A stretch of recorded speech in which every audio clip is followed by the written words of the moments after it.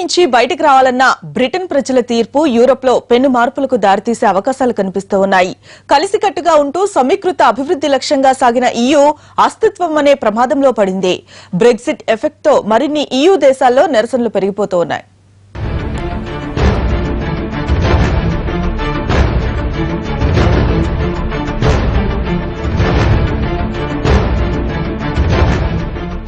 నిన్నటిదాకా EU దేశాల సంఖ్య 28. బ్రిటన్ బయటకు రావడంతో అది 27కు చేరింది.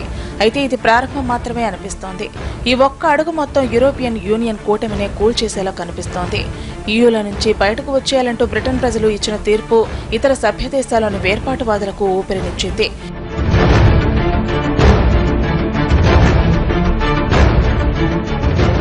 EUలో కొనసాగాల వద్దా అన్న దానిపై నెదర్లాండ్స్, డెన్మార్క్, స్వీడన్, ఫ్రాన్స్లో ప్రజాభిప్రాయ సేకరణ జరపాలన్న స్వరం పెరుగుతోంది. ఇటలీలోని కొన్ని పార్టీలు EU నుంచి బయటకు రావాలంటూ ఇప్పటికే నిరసనలు ఉధృతం చేశాయి.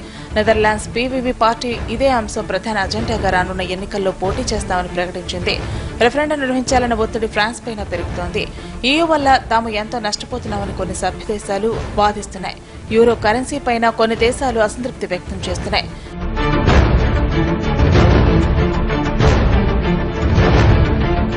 బ్రెగ్జిట్ పై రకరకాల వ్యాఖ్యానాలు చేసిన సభ్య దేశాలపై జర్మనీ ఛాన్సలర్ ఏంజెలా మెర్కెల్ మండిపడ్డారు.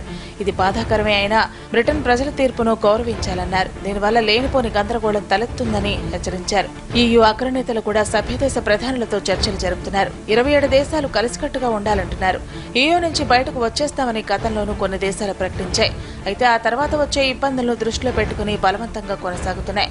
అయితే ఇప్పుడు బ్రెగ్జిట్ తో ఆయా దేశాల్లోని నిరసనకారులకు కొత్త ఉత్సాహం వచ్చింది.